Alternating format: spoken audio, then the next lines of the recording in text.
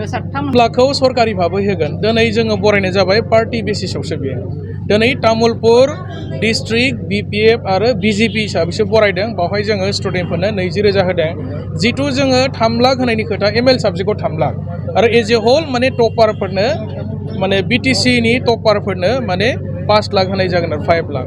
दिनै खिन्थु जोङो बेखौ पार्टी लेभेलावसो बरायनाय जादों। बे जाबाय 20,000 आरो गभर्नमेन्ट हिसाबै बरायनाया टपारफोरनो टप 10 नो 5 लाख आरो माने ML साबजेक्टआव हाइस्ट मोननायफोरनो 3 लाख थाखा होनाय जागोन। जिल्लानि सिङाव थानाय जायफोर स्टुडेन्टफ्रा थांनाय 2026 मेट्रिक आरो हायार सेकेन्डारि एग्जामाव बिथांमोना जिल्लानि मादाव टप 10 पजिसन लानो हाबाय।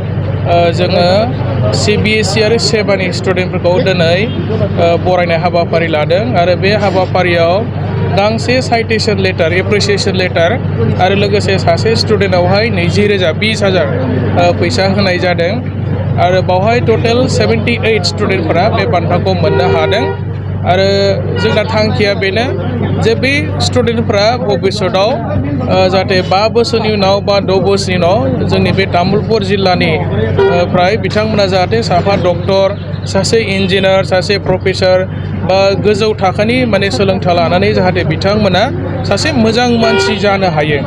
बे थांखिखौ लानानै दिनैहाय हाग्रामा महिलारि सारनि दैदेननायाव जोङो जिल्ला वाइसआव बेबायदि बरायनाय हाबाफारि लादों आरो बेजों लोगोसे बिथांमोननि गार्जेनफोरखौबो जोङो बे हाबाफारियाव लेंनानै जोङो सनमान होदों। बिथांमोननि स्कुलनि प्रिन्सिपाल हेडमास्टार जायफोर बिथांमोना दिनैनि हाबाफारियाव बाहागो लाफैदों बिथांमोनखौबो गांसे गांसे आर'नाइ होनानै बरायनानै सनमान होनाय जादों आरोखि। मानोना सासे स्टुडेन्टआ साक्सेस जानायनि आन्दोआव टिचारफोरनि गोबां कन्ट्रिबिउसन थायो। टिचारफ्रा गोबां खस्थ' खालामनानै डेडिकेटेडलि खामानि मावनाय थाखायसो स्टुडेन्टफोरा माने मोजां रिजाल्ट खालामनो हायो। लोगोसे बिथांमोननि गार्जेनफोरा खस्थ' खालामनायनि थाखाय खामानि मावनायनि थाखायसो माने स्टुडेन्टफोरा लाइफआव माने साक्सेस जानो हायो। गार्जेनफोरनिबो गोबां माने कन्ट्रिबिउसन थायो। दा बेनिखायनो जोङो गार्जेन बिथांमोनखौबो सनमान होनाय जादों। जायफोर स्टुडेन्टफ्रा 3rd डिभिजन मोनदों 2nd मोनदों 1st मोनदों एबा फेल जादों बिथांमोनखौ आङो गोसोखौ मालाबाबो नार्भास माने दाजाथों आं खावलायहरदों। नाजानाय थायोब्ला बयबो हायो। 3rd डिभिजनाबो सानसे माने टपार जानो हायो। दा बेनिखायनो नार्भास जायालासिनो बे स्टुडेन्टफ्राबो जाहाथे इन फिउचार नाजानानै सानसे माने टपार जानो हायो। सानसे माने बिथांमोनाबो माने मेरिटरियास स्टुडेन्ट जानो हायो आं बिथांमोनखौ खावलायदों आरो नार्भास जानाङा खस्थ' खालामनांगोन नाजानांगोन। नाजानाय थायोब्ला जिउआव जों माने साक्सेस जानो हायो। 3 लाखौ सरकारि भाबै होगोन। दिनै जोङो बरायनाय जाबाय पार्टी बेसिसावसो बेयो। दिनै तामुलपुर डिस्ट्रिक्ट BPF आरो BJP हिसाबैसो बरायदों। बावहाय जोङो स्टुडेन्टफोरनो 20,000 होदों।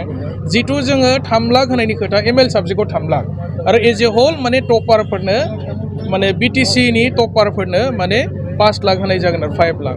दिनै खिन्थु जोङो बेखौ पार्टी लेभेलावसो बरायनाय जादों। बे जाबाय 20,000 आरो गभर्नमेन्ट हिसाबै बरायनाया टपारफोरनो टप 10 नो 5 लाख आरो माने ML साबजेक्टआव हाइस्ट मोननायफोरनो 3 लाख थाखा होनाय जागोन।